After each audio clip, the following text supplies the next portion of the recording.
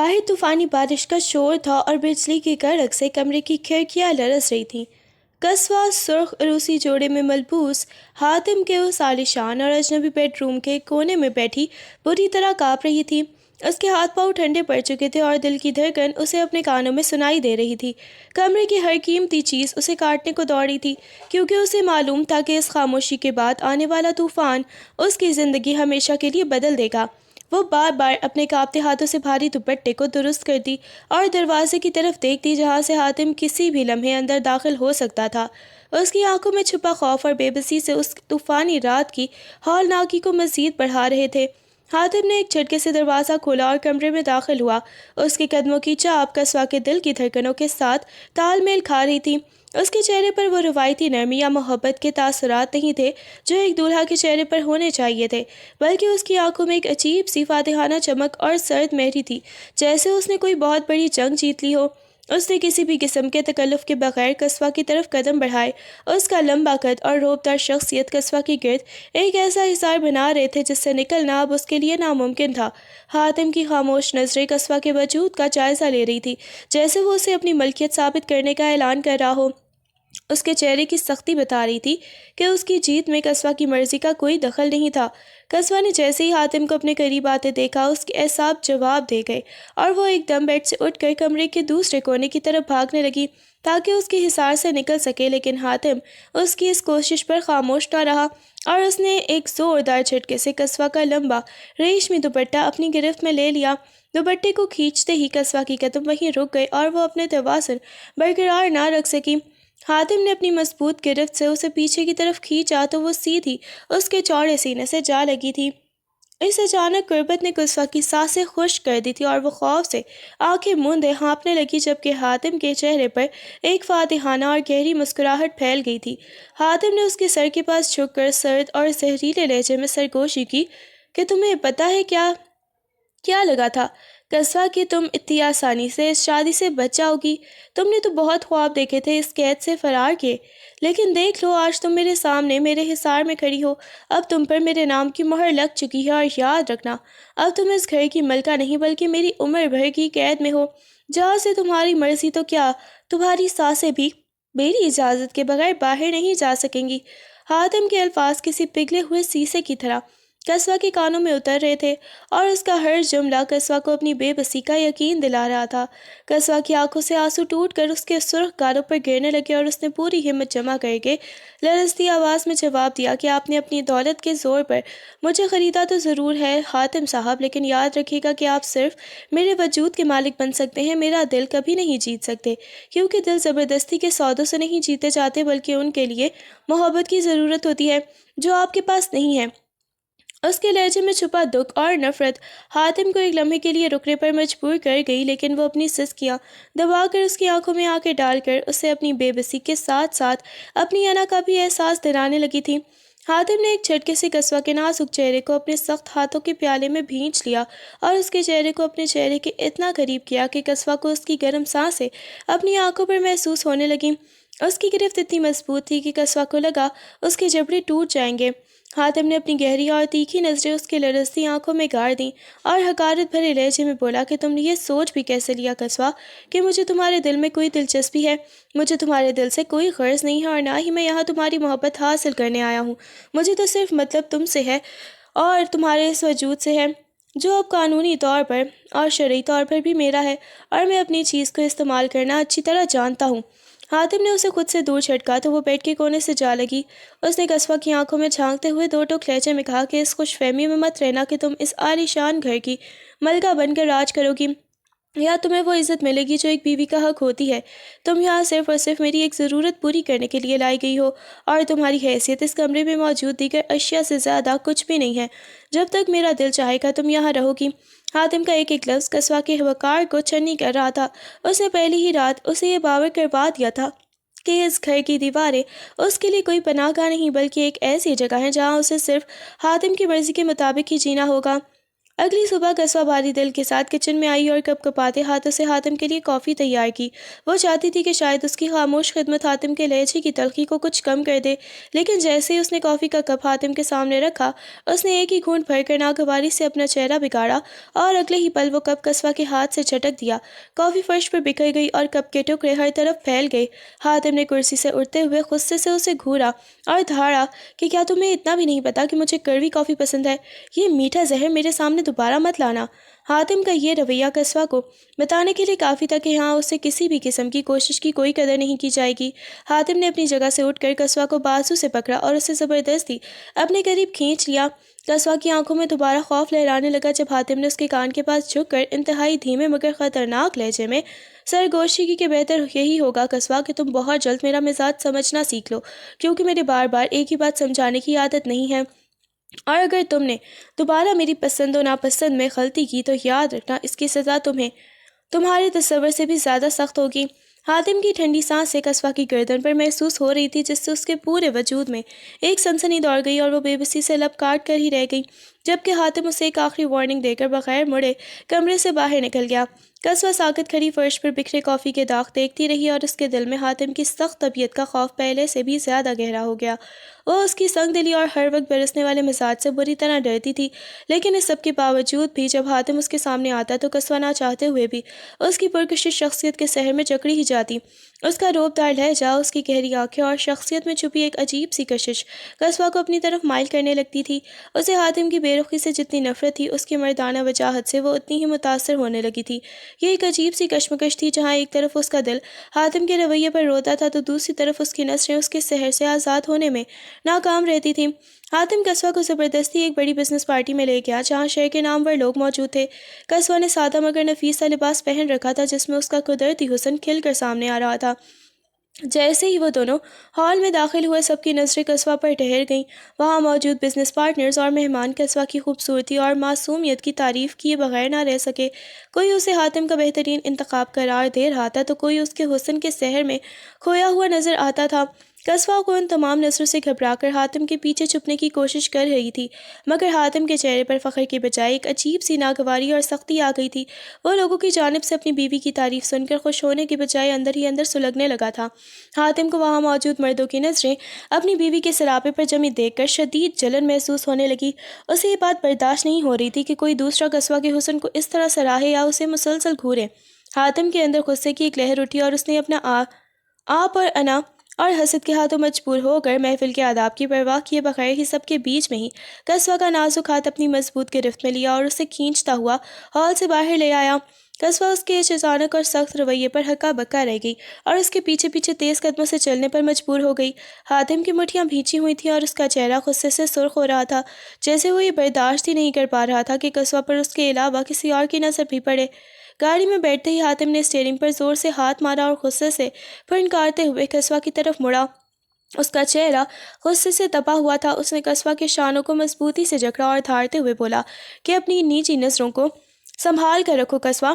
کیا تمہیں اندازہ بھی ہے کہ وہ لوگ تمہیں کن نظروں سے دیکھ رہے تھے؟ تم صرف اور صرف مجھے دیکھنے کے لیے بنی ہو اور تمہارے اس حسن پر بھی صرف میرا حق ہے۔ کسی دوسرے کو تمہیں دیکھنے کی اجازت میں کبھی بھی نہیں دوں گا۔ حاتم کی آواز گاڑی کی بند جگہ میں بھی گونج رہی تھی اور اس کے لہجے میں چھپی جنونی حد تک کی حسد قصوہ کو اندر تک ہلا گئی تھی۔ وہ سہم کر گاڑی کے دروازے سے لگ گئی، جبکہ حاتم کی آنکھوں میں لہراتی سرخ لہریں اسے باور کروا رہی تھی کہ وہ اس کی ملکیت کے معاملے میں کتنا سخت اور بے رحم ہو سکتا ہے۔ گھر پہنچتے ہی حاتم نے ایک جھٹکے سے قصوہ کو بیڈ پر گرایا اور خود اس کے اوپر جھک گیا اور اس کا سانس قصوہ کے چہرے سے ٹکرا رہا تھا۔ قصوہ نے گھبرا کر اس کے چوڑے سینے پر ہاتھ رکھے اور اسے پیچھے دھکیلنے کی کوشش کی، لیکن حاتم کے مضبوط وجود کے سامنے اس کی ہر کوشش ناکام تھی۔ قصوہ نے لرزتی آواز میں کہا کہ آپ کو کیا حق ہے میرے ساتھ ایسا سلوک کرنے کا؟ میں کوئی گڑیا نہیں ہوں۔ حاتم نے اس کے دونوں ہاتھ اس کے سر کے اوپر دیوار کے ساتھ جما دیے اور اس کی آنکھوں میں آنکھیں ڈال کر بولا کہ تمہارا ہر حق مجھ سے شروع ہو کر مجھ پر ہی ختم ہوتا ہے۔ قصوہ نے تڑپ کر جواب دیا کہ آپ محبت نہیں، صرف اپنی انا کی تسکین چاہتے ہیں۔ حاتم اس کے لبوں کے اتنا قریب ہوا کہ اس کی سانسیں ایک دوسرے میں ہی الجھنے لگیں۔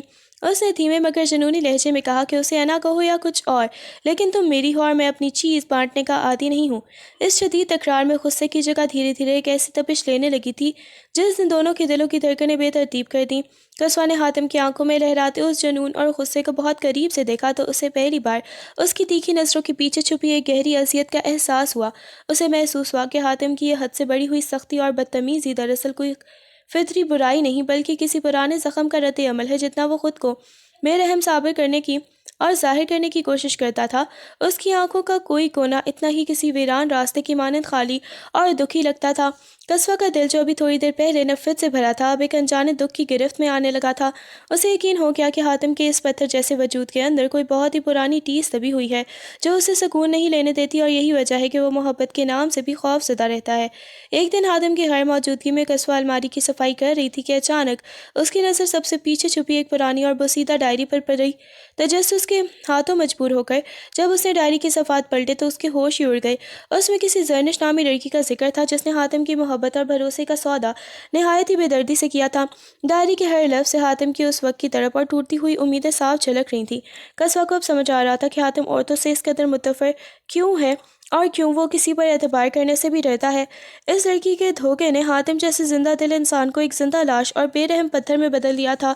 قصوہ کا دل حاتم کے اس ماضی کی اذیت کو پڑھ کر ہی خون کے آنسو رونے لگا تھا۔ قصوہ بھی ان تلخ حقیقتوں کو سمجھنے کی کوشش ہی کر رہی تھی کہ اچانک حاتم کمرے میں داخل ہوا اور قصوہ کے ہاتھ میں وہ ڈائری دیکھ کر اس کے چہرے کا رنگ غصے سے سیاہ پڑ گیا۔ اس نے ایک وحشیانہ جھٹکے سے ڈائری قصوہ کے ہاتھ سے چھین لی اور اس کی آنکھوں میں خون اتر آیا۔ حاتم نے دھاڑتے ہوئے کہا کہ تمہاری ہمت کیسے ہوئی میری زندگی کے اس حصے میں جھانکنے کی جسے میں خود بھولنا چاہتا ہوں۔ اس نے قصوہ کو بازو سے پکڑا اور اسے دھکا دے کر بیڈ روم کے اندر کیا اور باہر سے دروازہ لاک کر دیا۔ قصوہ دروازہ پیٹتی رہ گئی مگر حاتم نے ایک نہ سنی۔ اس صدمے اور خوف کی وجہ سے قصوہ کی طبیعت بگڑنے لگی اور اسے تیز بخار نے اپنی لپیٹ میں لے لیا۔ آدھی رات کو جب حاتم کا غصہ کچھ ٹھنڈا ہوا اور اس نے دروازہ کھولا تو قصوہ کو فرش پر بے سود پڑا پایا اور اس کا جسم تپ رہا تھا۔ حاتم کا دل اس کی حالت دیکھ کر ایک دم پگھل گیا۔ وہ اسے اٹھا کر بیڈ پہ لایا اور پھر ساری رات پچھتاوے کی آگ میں جلتے ہوئے خود اپنے ہاتھوں سے اس کے ماتھے پر ٹھنڈی پٹیاں رکھتا رہا۔ وہ بار بار اس کے زرد چہرے کو دیکھتا اور دل ہی دل میں خود کو کوستا رہا کہ اس کی نفرت کی سزا اس معصوم کو مل رہی ہے۔ نیم بے ہوشی کی حالت میں قصوہ نے کراہتے ہوئے پاس بیٹھے حاتم کا ہاتھ تھام لیا۔ اس کی گرفت کمزور تھی مگر اس میں ایک عجیب سی التجا تھی جیسے وہ اس اندھیرے اور تکلیف میں کسی سہارے کی تلاش میں ہو۔ جو حاتم نے اپنے ہاتھ قصوہ کے تپتے ہوئے ہاتھ کا لمس محسوس کیا تو اس کے پورے وجود میں ایک لہر دوڑ گئی۔ اس نے چاہا کہ ہاتھ چھڑا کر لے لیکن قصوہ نے مدہوشی میں ہی اس کی انگلیاں مزید مضبوطی سے جکڑ لیں اور نحیف سی آواز میں اس کا نام پکارا۔ حاتم جو برسوں سے اپنے دل کے گرد نفرت کی دیوار کھڑی کیے بیٹھا تھا، اسے ایک لمحے میں وہ دیواریں ریت جیسی ڈھیر کی طرح ہونے لگی تھیں۔ قصوہ کی معصومیت اور بے بسی نے پہلی بار اس کے پتھر جیسے دل کو موم کر دیا تھا۔ وہ ٹکٹکی باندھے اسے دیکھتا رہا اور پہلی بار اسے اپنی جیت ادھوری اور قصوہ کی تکلیف اپنے لگنے لگی تھی۔ حاتم نے انتہائی نرمی سے قصوہ کے ماتھے پر بکھری بھیگی لٹوں کو ہٹایا اور جھک کر اس کے ماتھے پر اپنے لب رکھ دیے۔ یہ پہلا موقع تھا کہ اس کے لمس میں کوئی غصہ نہیں، کوئی سختی یا کوئی بھی جنون نہیں تھا، بلکہ اس کی جگہ ایک انوکھی نرمی اور والہانہ پن نے لے لی تھی۔ وہ پیار جو حاتم نے برسوں سے اپنے اندر کہیں دفن کر رکھا تھا، آج قصوہ کی حالت دیکھ کر امڑ آیا تھا۔ اسے خود بھی حیرت ہو رہی تھی کہ جس عورت کو اپنی قید میں رکھنے کا دعوے دار تھا، آج اس کے ماتھے کو چومتے ہوئے اس کا اپنا ہاتھ اور اپنا دل بھی اس کی محبت کی قید میں آ چکا تھا۔ اس ایک بوسے نے جیسے ان کے درمیان موجود نفرت اور بدگمانی کی ساری برف پگھلا دی تھی، اور حاتم کو احساس ہوا کہ وہ اس لڑکی سے دور ہونے کا تصور بھی نہیں کر سکتا۔ ابھی حاتم قصوہ کے لیے اپنے دل میں بدلتے ہوئے جذبات کو سمجھنے کی کوشش ہی کر رہا تھا کہ اچانک زرنش کی واپسی نے سب کچھ ہلا کر رکھ دیا۔ وہی زرنش جس نے سالوں پہلے حاتم کو اس کے بدترین دور میں چھوڑا تھا، وہ ایک بار پھر حاتم کی دولت اور اس کے روب و دبدبے کو دیکھ کر اسے دوبارہ حاصل کرنے کے لیے کہانی میں داخل ہو چکی تھی۔ وہ نہایت ہی شاطر اور خوبصورت تھی اور اسے اس بات کا بخوبی اندازہ تھا کہ حاتم کے دل تک دوبارہ کیسے پہنچنا ہے۔ زرنش نے آتے ہی حاتم اور قصوہ کے درمیان حائل ہونے کی کوششیں شروع کر دیں۔ اس کا ارادہ صاف تھا کہ وہ حاتم کو قصوہ سے بدزن کر کے اسے دوبارہ اپنی زندگی میں شامل کرے گی۔ زرنش کی موجودگی نے قصوہ کے دل میں ایک انجانے خوف اور حاتم کے لیے ایک نئی تڑپ کو جنم دے دیا تھا، کیونکہ اب مقابلہ اس عورت سے تھا جو حاتم کا ماضی بھی تھی اور اس کی زندگی کی سب سے بڑی تلخی بھی۔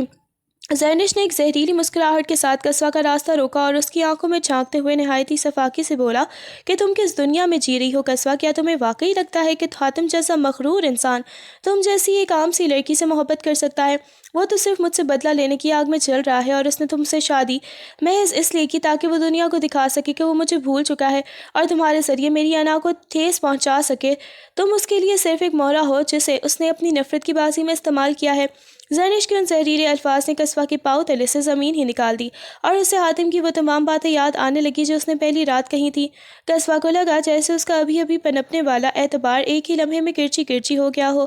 قصوہ نے جیسے ہی حاتم کو اپنے کمرے میں داخل ہوتے دیکھا، اس نے فوراً اپنا رخ موڑ لیا اور اس سے فاصلہ برقرار رکھنے کے لیے کھڑکی کی جانب بڑھ گئی۔ اس کے ذہن میں زینش کی باتیں کسی ہتھوڑے کی طرح بج رہی تھیں۔ حاتم نے اس کی بے رخی کو محسوس کیا اور تیزی سے اس کے پیچھے آ کر اسے کندھے سے پکڑ کر اپنی طرف موڑنا چاہا، مگر قصوہ نے تڑپ کر اس کا ہاتھ جھٹک دیا اور پیچھے ہٹتے ہوئے لرزتی آواز میں کہا کہ مجھے ہاتھ مت لگائیں حاتم صاحب، اب آپ کی حقیقت میرے سامنے آ چکی ہے۔ حاتم کا ماتھا غصے سے تپ اٹھا۔ اس نے ایک ہی جھٹکے سے قصوہ کی کمر کے گرد اپنا بازو پھیلایا اور اسے زبردستی اپنی باہوں کے حصار میں بھر کر اسے اپنے سینے سے لگا لیا۔ قصوہ نے اس کی قید سے نکلنے کے لیے خوب ہاتھ پاؤں مارے، مگر حاتم نے اسے خود میں بھینچتے ہوئے جنونی لہجے میں کہا کہ تم مجھ سے دور جانے کا سوچ بھی کیسے سکتی ہو؟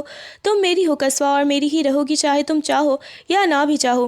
حاتم کی گرفت قصوہ کی کمر پر مزید سخت ہو گئی اور اس نے اس کے چہرے کو اپنے دونوں ہاتھوں کے حصار میں لیتے ہوئے اسے خود کو دیکھنے پر مجبور کر دیا۔ حاتم کی آنکھوں میں غصے اور تڑپ کی ایک گہری سرخی اتر آئی تھی جو قصوہ کے دل کی دھڑکنوں کو مشتعل اور منتشر کر رہی تھی۔ اس نے دبی ہوئی مگر دہکتی ہوئی آواز میں کہا کہ اپنی زبان سے دوبارہ کبھی مجھ سے دور جانے کی بات مت کرنا قصوہ، کیونکہ تم اب صرف میری ضرورت نہیں بلکہ میرا جنون بن چکی ہو، اور حاتم جس چیز کا جنونی ہو جائے اسے کسی اور کے لیے تو کیا خود اس کے لیے بھی نہیں چھوڑتا۔ قصوہ اس کی آنکھوں میں چھپا وہ وحشیانہ پن دیکھ کر سہم گئی اور اسے محسوس ہوا کہ حاتم کی یہ تڑپ صرف بدلہ نہیں بلکہ ایک ایسی آبستگی ہے جو اب اس کے بس سے باہر ہو چکی ہے۔ حاتم نے اسے دیوار کے ساتھ لگاتے ہوئے واضح کر دیا کہ وہ اسے اپنی زندگی سے نکالنے کے بجائے اسے اپنی روح میں قید کر لینے کا ارادہ رکھتا ہے۔ حاتم قصوہ کو ان تمام تلخیوں اور زرنش کے سائے سے دور ایک پرسکون پہاڑی مقام پر لے گیا جہاں چاروں طرف برف پوش پہاڑ اور گھنے جنگلات کا جادو بکھرا ہوا تھا۔ حاتم چاہتا تھا کہ وہ قصوہ کے دل سے ان تمام وسوسوں کو نکال دے جو زرنش نے پیدا کیے تھے۔ وہاں کی ٹھنڈی ہواؤں اور پرسکون ماحول میں قصوہ کو پہلی بار اپنی قید ایک خوبصورت خواب کی طرح لگنے لگی۔ وہ دونوں جب اونچی چوٹیوں پر بکھری دھند کے درمیان چلے تو حاتم نے خاموشی سے قصوہ کا ہاتھ تھام لیا۔ پہاڑی رستوں پر چلتے ہوئے حاتم کا رویہ پہلے جیسا سخت نہیں تھا، بلکہ اس میں ایک ایسی اپنائیت تھی جو قصوہ کے زخموں پر مرہم رکھ رہی تھی۔ اونچے پہاڑوں کے سائے میں قصوہ کو محسوس ہوا کہ شاید حاتم کا جنون اب واقعی محبت کی شکل اختیار کر رہا ہے، اور اس بلندی پر آ کر اسے حاتم کی شخصیت کے وہ گوشے نظر آنے لگے جو اس نے دنیا سے چھپا کر رکھے تھے۔ اچانک بادلوں کی گرج کے ساتھ ہی موسلادھار بارش شروع ہو گئی جس نے پہاڑوں کے منظر کو مزید سحر انگیز بنا دیا۔ حاتم نے قصوہ کا ہاتھ پکڑا اور اسے بھیگنے سے بچانے کے لیے قریبی بنی ایک لکڑی کی چھوٹی سی جھونپڑی کی طرف بھاگا۔ جیسے ہی وہ دونوں اس تنگ مگر گرم جوش پناہ گاہ میں داخل ہوئے، بارش کا شور باہر کی دنیا کو جیسے مٹا چکا تھا۔ قصوہ کے گیلے بال اس کے چہرے پر چپک رہے تھے اور وہ ٹھنڈ سے لرز رہی تھی۔ حاتم نے اپنی جیکٹ اتارا اور اس کے شانوں پر ڈالی اور اسے دیوار کے ساتھ لگنے میں مدد دی۔ جھونپڑی کی لکڑی سے اٹھتی سوندھی خوشبو اور باہر گرتی بارش کی آواز نے وہاں ایک عجیب سا رومانوی ماحول پیدا کر دیا تھا۔ حاتم خاموشی سے قصوہ کے چہرے کو دیکھنے لگا جس پر بارش کے قطرے موتیوں کی طرح چمک رہے تھے، اور اس لمحے ان کے درمیان کوئی لفظ نہیں تھا مگر دھڑکنوں کی زبان سب کچھ بیان کر رہی تھی۔ حاتم قصوہ کے اتنا قریب ہو گیا کہ اسے اپنی سانسیں قصوہ کی گردن پر محسوس ہونے لگیں، اور اس نے آہستہ سے اس کا بھیگا ہوا ہاتھ اپنے ہاتھوں میں لے کر اس کی حدت کو محسوس کرنا شروع کر دیا۔ جھونپڑی کے ایک کونے میں حاتم نے کچھ لکڑیاں اکٹھی کر کے آگ جلائی جس کے شعلوں کی نارنجی روشنی ان کے چہروں پر رقص کرنے لگی۔ حاتم کافی دیر تک ساکت بیٹھا آگ کی تپش کو دیکھتا ہی رہا، اور پھر اچانک اس نے ایک لمبا سانس بھر کر بولنا شروع کیا۔ اس نے قصوہ کو اپنی زندگی کے اس اندھیرے گوشے کے بارے میں بتایا جہاں صرف دھوکہ اور تنہائی ہی تھی۔ اس نے بتایا کہ کیسے اس نے ایک ایسے انسان پر سب کچھ نچھاور کر دیا تھا جس نے بدلے میں اسے صرف ذلت اور گرو دیا تھا۔ حاتم کی آواز بوجھل ہوتی گئی اور برسوں سے اس کے اندر دبا ہوا درد اس کی آنکھوں کے رستے بہنے لگا۔ قصوہ نے پہلی بار اس سنگ دل انسان کو ایک چھوٹے بچے کی طرح سے سکتے دیکھا۔ حاتم نے اپنا چہرہ اپنے ہاتھوں میں چھپا لیا اور اس کے مضبوط کندھے آنسوؤں کی شدت سے لرزنے لگے تھے۔ یہ حاتم کا وہ روپ تھا جس سے دنیا ناواقف تھی۔ اس نے اپنے ماضی کے تمام زخم قصوہ کے سامنے کھول کر رکھ دیے تھے، اور اس کے بہتے ہوئے آنسو قصوہ کو بتا رہے تھے کہ اس کی تمام تر سختی دراصل ایک ٹوٹے ہوئے انسان کا خود کو بچانے کا آخری طریقہ تھی۔ قصوہ کا دل حاتم کو اس طرح ٹوٹتے دیکھ کر پاش پاش ہو گیا۔ اس نے کانپتے ہوئے ہاتھوں سے حاتم کا چہرہ اوپر اٹھایا اور اپنی پوروں سے اس کی آنکھوں سے گرنے والے ان انمول موتیوں کو نہایت نرمی سے صاف کیا جنہیں حاتم نے برسوں سے اپنی انا کے پیچھے چھپا رکھا تھا۔ قصوہ نے بغیر کچھ کہے حاتم کو اپنے وجود کے حصار میں لے لیا اور اسے اپنے گلے سے لگا لیا۔ حاتم نے بھی ایک ہارے ہوئے انسان کی طرح اپنا سر قصوہ کے شانے پر رکھ دیا اور سکون کی ایک لمبی سانس لی۔ اس لمحے جھوپڑی میں جلتی آگ کی تپش ان کے دلوں میں اترنے لگی اور نفرت کی آخری دیوار بھی گر کر ریزہ ریزہ ہو گئی۔ قصوہ کی اس لمس نے حاتم کے برسوں پرانے زخموں پر مرہم کا کام کیا اور اسے احساس ہوا کہ جس سچی محبت کی اسے تلاش تھی وہ اس کے اتنے قریب تھی۔ یہیں سے ان کے درمیان ایک ایسے رشتے کا آغاز ہوا جہاں نہ کوئی شرط تھی اور نہ ہی کوئی بدلہ، بلکہ صرف ایک دوسرے کے لیے ٹوٹ کر چاہنے کا عہد تھا۔ پہاڑوں کی اس بارش اور تنہائی میں ان کی سچی محبت کی پہلی کلی کھل چکی تھی۔ حاتم نے اپنے کوٹ کی جیب سے ایک مخمل کا ڈبہ نکالا اور اسے کھول کر قصوہ کے سامنے کیا جس میں ہیرو کا ایک نہایت ہی خوبصورت اور بیش قیمت ہار چمک رہا تھا۔ اس نے قصوہ کو اپنی طرف موڑ کر نہایت ہی پیار سے وہ ہار اس کے گلے میں پہنایا۔ ہیرو کی چمک قصوہ کے چہرے کے نور کو سامنے متھم لگ رہی تھی۔ حاتم نے اس کی گردن پہ اپنے ہاتھوں کا لمس چھوڑتے ہوئے اس کے کان میں سرگوشی کہ یہ ہار تو محض ایک کھلونا ہے قصوہ، تم تو میری زندگی کا وہ سب سے بڑا اثاثہ ہو جس کی قیمت کوئی دنیاوی دولت ادا نہیں کر سکتی۔ اس نے قصوہ کے ہاتھوں کو چومتے ہوئے اعتراف کیا کہ اب تک دولت اور انتقام کو ہی میں سب کچھ سمجھتا رہا تھا، لیکن تم نے مجھے سکھایا ہے کہ اصل دولت تو وہ سکون ہے جو تمہارے پاس بیٹھ کر ملتا ہے۔ حاتم کی آنکھوں میں موجود سچائی دیکھ کر قصوہ کا چہرہ شرم سے گلابی ہو گیا اور اسے محسوس ہوا کہ وہ اب واقعی حاتم کی زندگی کی ملکہ بن چکی ہے۔ زرنش جو حاتم اور قصوہ کی بڑھتی ہوئی قربت دیکھ کر حسد کی آگ میں جل رہی تھی، اس نے ان کی خوشیوں کو خاک میں ملانے کے لیے ایک خوفناک منصوبہ تیار کیا۔ اس نے حاتم کی گاڑی کی بریکیں فیل کروا دیں جب اسے معلوم ہوا کہ قصوہ اکیلی کسی ضروری کام سے شہر جا رہی ہے۔ پہاڑی راستوں پر ڈھلوان سے اترتے ہوئے اچانک قصوہ کو احساس ہوا کہ گاڑی اس کے قابو سے باہر ہو چکی ہے۔ اس نے گھبرا کر بریک پر پاؤں مارا مگر گاڑی کی رفتار کم ہونے کی بجائے مزید بڑھنے ہی لگی۔ سامنے ایک گہری کھائی تھی اور گاڑی پوری رفتار سے اس کی طرف ہی بڑھ رہی تھی۔ قصوہ کے منہ سے ایک فلک شگاف چیخ نکلی اور اس نے آخری بار حاتم کو یاد کرتے ہوئے اپنی آنکھیں بند کر لیں۔ زرنش دور کھڑی ایک شیطانی مسکراہٹ کے ساتھ ہی اس حادثے کا منظر دیکھ رہی تھی۔ اسے یقین تھا کہ اب قصوہ اس کے راستے سے ہمیشہ کے لیے ہٹ جائے گی اور حاتم ایک بار پھر تنہا ہو کر اس کے جھولی میں آ گرے گا۔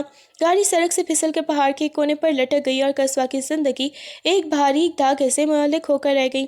حاتم کو جیسے ہی حادثے کی خبر ملی وہ پاگلوں کی طرح جائے وقوع کی طرف بھاگا۔ وہاں پہنچ کر اس نے دیکھا کہ گاڑی کھائی کے کنارے لٹکی ہوئی تھی اور اس کے انجن سے آگ کے شعلے بلند ہو رہے تھے۔ لوگوں نے اسے روکنے کی بہت کوشش کی کہ گاڑی کسی بھی وقت دھماکے سے پھٹ سکتی ہے، لیکن حاتم کو اپنی جان کی نہیں صرف قصوہ کی فکر تھی۔ وہ اپنی زندگی کی پرواہ کیے بغیر دہکتی ہوئی آگ میں کود گیا اور گاڑی کا ٹوٹا ہوا دروازہ اپنے زخمی ہاتھوں سے زور لگا کر کھولا۔ قصوہ بے ہوش تھی۔ حاتم نے اسے اپنی باہوں میں بھرا اور جیسے ہی وہ اسے لے کر دور بھاگا گاڑی ایک زوردار دھماکے سے پھٹ گئی۔ آگ کے ایک گولے نے حاتم کی پشت کو اپنی لپیٹ میں لے لیا اور وہ قصوہ کو بچاتے ہوئے خود زمین پر گر گیا۔ اس کا لباس جل چکا تھا اور وہ شدید زخمی تھا، لیکن اس نے بے ہوش قصوہ کو خود سے جدا نہیں کیا۔ اس نے چہرے پر تکلیف کے باوجود بھی ایک سکون تھا کہ اس نے اپنی زندگی کو بچا لیا ہے۔ حاتم کے بہتے ہوئے خون نے سڑک کی خاک کو رنگین کر دیا تھا مگر اس کی گرفت قصوہ پر اب بھی اتنی ہی مضبوط تھی جیسے وہ اسے موت کے منہ سے چھین کر لایا ہو۔ ہسپتال کی سفید راہداریوں میں قصوہ دیوانہ وار حاتم کے آپریشن تھیٹر کے باہر چکر لگا رہی تھی۔ اس کی آنکھوں سے آنسو تھمنے کا نام نہیں لے رہے تھے۔ اسے بار بار وہی منظر یاد آ رہا تھا جب حاتم نے اپنی جان کی پرواہ کیے بغیر اسے آگ کے شعلوں سے نکالا تھا۔ قصوہ کو رہ رہ کر احساس ہو رہا تھا کہ وہ حاتم ہی تھا جو اس کی خاطر موت کے جبڑے میں اتر گیا۔ قصوہ کا دل شدت سے تڑپ رہا تھا اور وہ پہلی بار اس سچائی سے روشناس ہوئی تھی کہ حاتم اس کے لیے محض ایک شوہر نہیں بلکہ اس کی روح کا حصہ بن چکا ہے۔ اس نے رو رو کر اللہ سے حاتم کی زندگی کی دعا مانگی اور اسے اپنی محبت کا اتنا شدید احساس ہوا کہ اسے لگا کہ اگر حاتم کو کچھ ہوا تو وہ خود بھی زندہ نہیں رہ پائے گی۔ وہ بار بار تھیٹر کے دروازے کو دیکھتی اور اس کا جی چاہا کہ وہ اڑ کر حاتم کے پاس پہنچ جائے اور اسے یہ بتا سکے کہ وہ اس سے کتنی محبت کرتی ہے۔ کئی گھنٹوں کے طویل انتظار کے بعد جب حاتم کی آنکھوں میں زندگی کی پہلی لہر دوڑی اور اس نے آہستہ سے اپنی پلکیں جھپکائیں تو کمرے میں موجود ڈاکٹرز اور نرسیں ہمہ گوش ہو گئیں۔ اس کے خشک لبوں پر ہلکی سی جنبش ہوئی اور ایک انتہائی نحیف مگر واضح آواز پورے کمرے میں گونجی، قصوہ۔ حاتم نے ہوش میں آتے ہی نہ اپنی تکلیف کا ذکر کیا اور نہ ہی اپنے زخموں کی پرواہ کی۔ اس کے شعور کی پہلی پکار صرف اور صرف اس کی محبت کے لیے تھی۔ وہ بار بار نیمو آنکھوں سے ارد گرد قصوہ کو تلاش کرنے لگا جیسے اسے یقین نہ ہو کہ وہ محفوظ ہے۔ ڈاکٹر نے باہر آ کر جب قصوہ کو بتایا کہ حاتم کو ہوش آ گیا ہے، وہ اسے پکار رہا ہے، تو قصوہ کے ضبط کے تمام بندھن ٹوٹ گئے۔ وہ بھاگتی ہوئی کمرے میں داخل ہوئی اور حاتم کا ہاتھ تھام کر زاروں قطار رونے لگی۔ حاتم نے اس کے آنسو دیکھ کر ایک کمزور سی مسکراہٹ کے ساتھ ہی اس کا ہاتھ دبایا جیسے وہ اسے یقین دلا بتا رہا ہو کہ اب سب کچھ ٹھیک ہے اور وہ اپنی زندگی کی جنگ جیت کر صرف اس کے لیے ہی واپس آیا ہے۔ ہسپتال سے گھر واپسی پر قصوہ نے جیسے ہی اپنی زندگی کا واحد مقصد حاتم کی خدمت کو بنا لیا تھا، وہ دن رات اس کے سرہانے بیٹھی رہتی اور اس کے ہر آرام کا خیال رکھتی۔ حاتم کو وقت پر دوائیاں دینا، اس کے زخموں کی مرہم پٹی کرنا اور اس کے پسند کے کھانے اپنے ہاتھوں سے بنا کر کھلانا قصوہ کے روز کا معمول بن چکا تھا۔ حاتم جو کبھی کسی کا احسان مند ہونا پسند نہیں کرتا تھا، اب قصوہ کی اس محبت بھری دیکھ بھال کے سامنے مکمل طور پر ڈھیر ہو چکا تھا۔ جب قصوہ اس کے زخمی پر دوا لگاتی تو حاتم خاموشی سے اسے دیکھتا رہتا اور اسے محسوس ہوتا کہ اس کی تکلیف ان لمحوں میں کہیں غائب ہو جاتی ہے۔ ان دنوں کی تنہائی اور غربت نے ان کے درمیان موجود تمام فاصلے مٹا دیے تھے۔ وہ گھنٹوں ایک دوسرے کی آنکھوں میں جھانکتے ہوئے گزار دیتے اور اب انہیں الفاظ کی ضرورت بھی محسوس نہیں ہوتی تھی۔ حاتم کو احساس ہوا کہ قصوہ کی خدمت اور اس کا لمس اس کے جسمانی زخموں سے زیادہ اس کی روح کے زخموں کو بھر رہا ہے، اور وہ دونوں ایک دوسرے کے وجود میں اس قدر سما گئے تھے کہ اب ان کی دنیا ایک دوسرے سے ہی شروع ہو کر ایک دوسرے پر ہی ختم ہوتی تھی۔ ایک شام جب سورج کی آخری کرنیں کمرے کی کھڑکی سے اندر جھانک رہی تھی، حاتم نے قصوہ کا ہاتھ اپنے ہاتھ میں لیا اور اسے بہت مان سے دیکھتے ہوئے نہایت سنجیدگی سے کہا کہ قصوہ، تمہیں یاد ہے کہ میں نے ایک بہت ہی مغرور اور لہجے میں کہا تھا کہ میں نے تمہیں تمہارے باپ کے قرض کے بدلے حاصل کیا ہے، لیکن آج تمہاری اس بے لوث محبت اور خدمت نے میری اس سوچ کو بدل کر رکھ دیا ہے۔ سچ تو یہ ہے کہ میں نے تمہارے قرض کے بدلے لیا تھا ضرور، مگر اب میں تمہارا قرض دار ہو چکا ہوں، تمہاری اس محبت اور وفا کا قرض جو میں شاید پوری زندگی میں بھی اتار نہ سکوں۔ حاتم کی یہ بات سن کر قصوہ کی آنکھیں بھر آئیں اور اس نے حاتم کے ہاتھ پر اپنا سر رکھ دیا۔ حاتم نے اسے اپنے قریب کرتے ہوئے کہا کہ پہلے تم میری قیدی تھی، لیکن اب میں تمہاری محبت کا قیدی ہوں، اور یہ وہ قید ہے جس سے میں کبھی بھی آزاد نہیں ہونا چاہتا۔ حاتم کا یہ اعتراف ان کے رشتے کی سب سے بڑی سچائی بن گیا تھا، جس نے ماضی کی تمام تر تلخیوں کو ہمیشہ کے لیے دفن کر دیا تھا۔ زرنش نے اپنی آخری چال چلتے ہوئے ایک انتہائی گھٹیا منصوبہ بنایا اور ٹیکنالوجی کا سہارا لے کر ایک ایسی جعلی ویڈیو تیار کروائی جس میں قصوہ کو کسی غیر مرد کے ساتھ خوشگوار موڈ میں دکھایا گیا تھا۔ زرنش یہ ویڈیو لے کر حاتم کے پاس پہنچی اور ہمدردی کا لبادہ اوڑھ کر اسے دکھاتے ہوئے کہنے لگی کہ حاتم، جس لڑکی کے لیے تم نے اپنی جان داؤ پر لگا دی تھی، دیکھو وہ تمہاری پیٹھ پیچھے تمہیں کیسے دھوکے دے رہی ہے۔ حاتم نے جیسے ہی وہ ویڈیوز دیکھی، اس کے ماتھے پر غصے کی رگیں تن گئیں اور اس کی مٹھیاں بھیج گئیں۔ لمحہ بھر کے لیے اس کے اندر کا وہی پرانا شکایتی اور غصیلا حاتم جاگ اٹھا۔ زرنش کو لگا کہ اس کا وار نشانے پر لگا ہے اور اب حاتم قصوہ کو دھکے دے کر گھر سے نکال دے گا۔ کمرے میں ایک دم خاموشی چھا گئی اور حاتم کی آنکھوں میں اترنے والی وحشت دیکھ کر زرنش کے دل میں کامیابی کے لڈو پھوٹنے لگے۔ اسے یقین تھا کہ اب قصوہ کا باب ہمیشہ کے لیے بند ہو جائے گا اور حاتم کی نفرت ایک بار پھر اسے جلا کر راکھ کر دے گی۔ حاتم نے ویڈیو دیکھ کر ایک سرد نگاہ زرنش پر ڈالی اور پھر اس کے ہاتھ سے فون چھین کر پوری قوت سے دیوار پر دے مارا، جس کے پرخچے اڑ گئے۔ زرنش اس اچانک رد عمل پر ہکا بکا رہ گئی۔ اس سے پہلے کہ وہ اپنی صفائی میں کچھ کہتی، حاتم کا بھرپور تھپڑ اس کے چہرے پر گونجا، جس کی شدت سے زرنش فرش پر جا گری۔ حاتم نے دھاڑتے ہوئے کہا کہ تمہیں کیا لگا تھا زرنش کہ تمہاری اس گھٹیا سازش سے میں اس عورت پر شک کروں گا جو میری زندگی بچانے کے لیے دعائیں مانگتی رہی ہے؟ میرا بھروسہ اب اتنا کمزور نہیں ہے کہ تمہاری ان 2 ٹکے کی چالوں سے ٹوٹ جائے۔ تم نے قصوہ کے کردار پر انگلی اٹھا کر اپنی موت کو دعوت دی ہے۔ حاتم نے اسے بالوں سے پکڑ کر گھسیٹتے ہوئے لایا اور سب کے سامنے گھر کے صدر دروازے تک لا کے اور اسے باہر پھینکتے ہوئے 2 ٹوک لہجے میں کہا کہ آج کے بعد اگر تمہارا سایہ بھی میرے گھر کے قریب نظر آیا تو یاد رکھنا حاتم سے برا کوئی نہیں ہوگا۔ زرنش کی ذلت اور رسوائی سب کے سامنے واضح ہو چکی تھی اور حاتم نے ثابت کر دیا کہ اس کی محبت اب اندھے شک کے محتاج نہیں ہے، بلکہ فولاد کی طرح مضبوط ہو چکی ہے۔ جب قصوہ کو معلوم ہوا کہ حاتم نے نہ صرف اس پر مکمل بھروسہ کیا ہے بلکہ اس کی عزت کی خاطر زرنش کو ہمیشہ کے لیے اپنی زندگی سے نکال باہر کیا ہے، تو اس کا دل حاتم کے لیے عقیدت اور محبت سے لبریز ہو گیا۔ اسے محسوس ہوا کہ ایک عورت کے لیے اس سے بڑا اعزاز اور کیا ہو سکتا ہے کہ اس کا شوہر اس کے کردار پر اٹھنے والی ہر انگلی کو مروڑ دے۔ قصوہ کی نظروں میں حاتم کا عکس پہلے سے بھی زیادہ معتبر ہو گیا تھا اور وہ دل ہی دل میں اس مرد کے اس بے ساختہ بھروسے پر قربان جانے لگی جس نے اسے دنیا کی تمام تر تہمتوں سے محفوظ کر لیا تھا۔ اسی رات جب قصوہ کمرے میں داخل ہوئی تو اس کی آنکھیں حیرت سے کھلی کی کھلی رہ گئیں۔ پورا کمرہ سینکڑوں چھوٹی بڑی موم بتیوں کی زرد روشنی میں نہا رہا تھا، جن کے شعلوں کا رقص دیواروں پر سحر انگیز سما پیدا کر رہا تھا۔ کمرے کے میں گلاب کی پھولوں کی بھینی بھینی خوشبو رچی ہوئی تھی اور فرش پر جا بجا بکھری پتیوں نے ایک مخملی راستہ بنا دیا تھا۔ حاتم کمرے کے وسط میں کھڑا اپنی مخصوص دلکش مسکراہٹ کے ساتھ ہی اس کا منتظر تھا۔ قصوہ کو اس طرح حیران دیکھ کر اسے ایک عجیب سا سکون ملا۔ اس نے آہستہ سے قصوہ کا ہاتھ تھاما اور اسے اس روشنی کے حالے میں لے آیا جہاں آج کوئی شک نہ تھا، نہ ہی کوئی ماضی کا سایہ، بلکہ صرف ان دو دلوں کی دھڑکنیں ہی تھیں جو ایک دوسرے کے نام پر ہی دھڑک رہی تھیں۔ حاتم نے نہایت ہی محبت اور عقیدت سے قصوہ کا ہاتھ تھاما اور آہستہ سے اپنے گھٹنوں کے بل اس کے سامنے جھک گیا۔ قصوہ نے حیرت اور خوشی کے ملے جلے جذبات کے ساتھ اپنے لبوں پر ہاتھ رکھ لیا۔ حاتم کی آنکھوں میں اس وقت دنیا بھر کی سچائی اور سپردگی سمٹ آئی تھی۔ اس نے قصوہ کی آنکھوں میں جھانکتے ہوئے نہایت ہی مدھم اور دلنشین آواز میں پوچھا کہ قصوہ، میں نے زندگی کا بہت سا وقت اندھیروں اور نفرت میں گزارا ہے، مگر تمہارے آنے سے میری دنیا ہی روشن ہو گئی ہے۔ کیا تم اس روشنی کو ہمیشہ قائم رکھو گی؟ کیا تم زندگی کے ہر موڑ پر، ہر دکھ اور ہر سکھ میں ہمیشہ میری بن کر رہو گی؟ حاتم کا یہ انداز اتنا والہانہ تھا کہ قصوہ کے ضبط کے تمام بندھن ٹوٹ گئے اور اس کی آنکھوں سے خوشی کے آنسو چھلک کر اس کے گالوں پر بہنے لگے۔ قصوہ نے سسکیاں بھرتے ہوئے حاتم کے دونوں ہاتھوں کو اپنے ہاتھوں میں لیا اور روتے ہوئے سر ہلا کر ہاں میں جواب دیا۔ اس نے کہا کہ حاتم، میں تو اس دن سے ہی آپ کی ہو گئی تھی جب آپ نے میرے لیے اپنی جان کی پرواہ نہیں کی تھی۔ میں زندگی کی آخری سانس تک صرف اور صرف آپ کی ہوں اور آپ کی ہی رہوں گی۔ حاتم نے اٹھ کر اسے اپنے مضبوط حصار میں لے لیا اور قصوہ نے اس کے سینے پر سر رکھ کر وہ سکون محسوس کیا جس کی اسے برسوں سے تلاش تھی۔ اس رات موم بتیوں کی دھیمی روشنی اور گلابوں کی خوشبو کے درمیان ان دونوں نے ایک دوسرے کی روح میں اتر جانے کا عہد کیا، اور یوں تمام تر تلخیاں اور آزمائشوں کے بعد وہ ایک ایسے خوبصورت اور لازوال رومانوی بندھن میں بن گئے جس کی مثال ملنا مشکل تھا۔ ان کی محبت نے ثابت کر دیا کہ سچا جذبہ نفرت کے بڑے سے بڑے پہاڑ کو بھی موم کر سکتا ہے۔ وقت کے پہیے نے اپنی رفتار دکھائی اور دیکھتے ہی دیکھتے 1 سال کا عرصہ بیت گیا۔ اس 1 سال نے حاتم اور قصوہ کی زندگیوں میں خوشگوار تبدیلیوں کی انمٹ نقوش چھوڑے تھے۔ قصوہ اب محض ایک گھریلو بیوی نہیں رہی تھی، بلکہ وہ ایک پراعتماد اور کامیاب بزنس وومن بن کر ابھری تھی جو حاتم کے وسیع عریض کاروباری معاملات میں اس کے شانہ بشانہ کھڑی ہوتی تھی۔ اس کی ذہانت اور حاتم کی رہنمائی نے کمپنی کو نئی بلندیوں پر پہنچا دیا تھا۔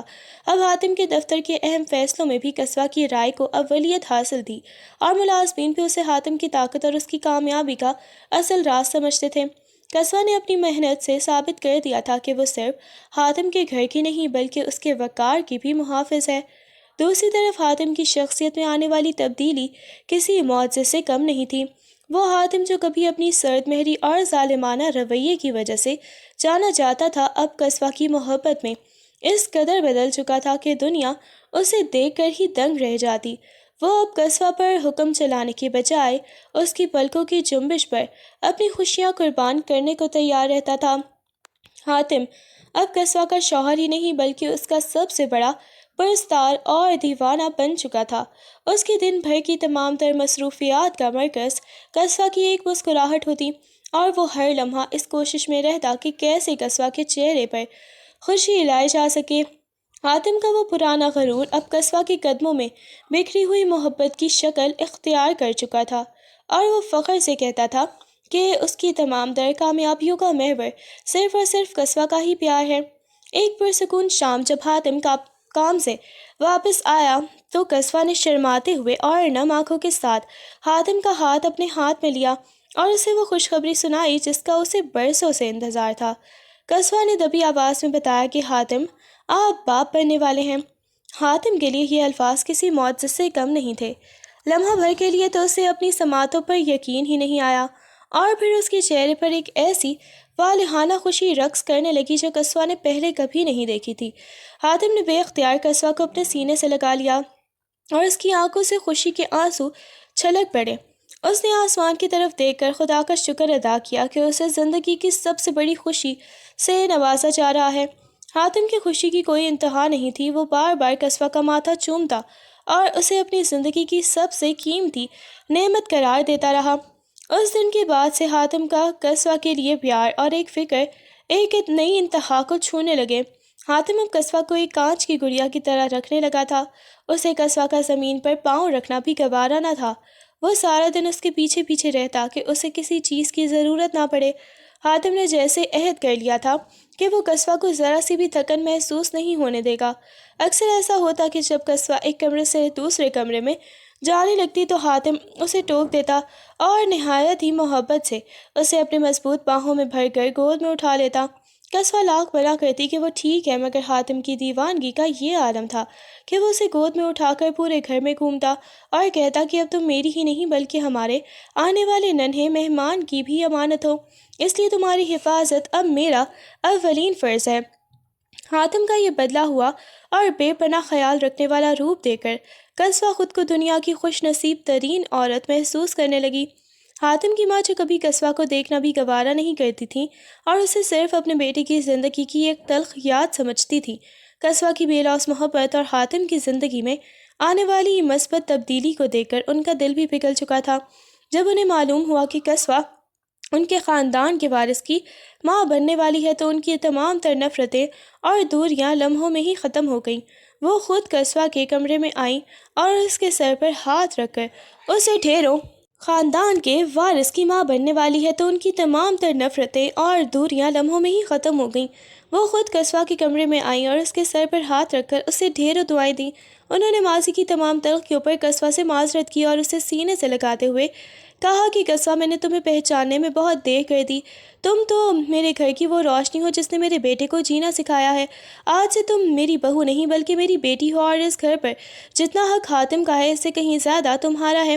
قصوہ کی آنکھوں میں خوشی کے آنسو آ گئے کیونکہ اسے نہ صرف حاتم کی محبت ملی تھی بلکہ اب اسے اس گھر میں ایک ماں کا مان اور بیٹی کا مقام بھی مل چکا تھا جس نے اس کی زندگی کو مکمل کر دیا تھا۔ ایک دن زرنش انتہائی شکستہ حالی اور پچھتاوے کے بوجھ تلے دبی ہوئی حاتم کے سامنے آ کھڑی ہوئی۔ اس کی آنکھوں کا وہ تکبر اب ذلت اور ندامت کے آنسوؤں میں بدل چکا تھا۔ اس نے حاتم کے سامنے ہاتھ جوڑ کر اپنی تمام تر سازشوں اور برائیوں کی معافی مانگی اور اعتراف کیا کہ حسد کی آگ میں اسے اندھا کر دیا تھا۔ حاتم نے اپنی زندگی کی اس سب سے بڑی دشمن کو دیکھا جس نے کبھی اس کا گھر برباد کرنے میں کوئی کسر نہیں چھوڑی تھی، مگر اب قصوہ کی محبت نے حاتم کے دل کو اتنا بڑا کر دیا تھا کہ وہاں نفرت کے لیے کوئی جگہ باقی نہ رہی تھی۔ حاتم نے ایک ٹھنڈا سانس بھرا اور سپاٹ لہجے میں کہا کہ زرنش، میں نے تمہیں معاف کیا کیونکہ بدلہ لینا اب میری فطرت نہیں رہا اور میری خوشیاں اتنی بڑی ہیں کہ تمہاری نفرت ان کے سامنے ہیچ ہے، لیکن یاد رکھنا کہ معافی کا مطلب دوبارہ رشتہ جوڑنا نہیں ہوتا۔ حاتم نے اسے صاف لفظوں میں واضح کر دیا کہ وہ اسے معاف تو کر رہا ہے مگر وہ اسے اپنے گھر اور اپنی زندگی کے قریب دوبارہ کبھی برداشت نہیں کرے گا۔ اس نے زرنش کو ہمیشہ کے لیے اپنے سے دور کر دیا تاکہ اس کے گھر کے سکون اور قصوہ کی مسکراہٹ کسی بھی سائے سے محفوظ رہے۔ زرنش اپنی معافی کی سند لے کر وہاں سے چلی گئی تھی مگر اسے احساس ہو گیا تھا کہ اس نے کیا کھویا ہے اور قصوہ نے اپنی سچائی سے کیا پا لیا ہے۔ وہ مبارک گھڑی بھی آن پہنچی تھی جب گھر کے آنگن میں ننھے قدموں کی آہٹ گونجی۔ قصوہ نے ایک نہایت ہی خوبصورت اور چاند جیسی بیٹی کو جنم دیا جس کی معصومیت نے پورے خاندان کے دل جیت لیے تھے۔ حاتم نے جب پہلی بار اپنی بیٹی کو باہوں میں بھرا تو اس کی آنکھوں میں تشکر کے آنسو امڈ آئے تھے اور اسے لگا جیسے اس کی زندگی کی تمام ادھوریاں اور پیاس اس ننھی جان کے آنے سے ختم ہو گئی ہیں۔ حاتم نے اپنی بیٹی کی پیشانی کو چومتے ہوئے اس کا نام تشنا رکھا، تشنا جس کا مطلب پیاس ہے۔ حاتم کا کہنا تھا کہ یہ وہ پیاس ہے جس نے اسے محبت کی تلاش میں بھٹکایا اور آخرکار اسے قصوہ جیسی منزل تک پہنچایا۔ تشنا کے آنے سے حاتم اور قصوہ کی زندگی مکمل ہو گئی تھی۔ حاتم اب اپنا زیادہ تر وقت اپنی ننھی پری کے ساتھ گزارتا اور اس کے قہقہوں میں اپنی تمام تر تھکن بھول جاتا تھا۔ قصوہ جب حاتم کو تشنا کے ساتھ کھیلتے دیکھتی تو اسے اپنی قسمت پر رشک آتا تھا کہ کس طرح ایک تند و تیز لہروں والا سمندر اب ایک نہایت ہی پرسکون جھیل بن چکا تھا۔ تشنا ان کی محبت کی وہ زندہ جاوید نشانی تھی جس نے ماضی کے ہر زخم کو مرہم لگا کر مستقبل کو امیدوں سے بھر دیا تھا۔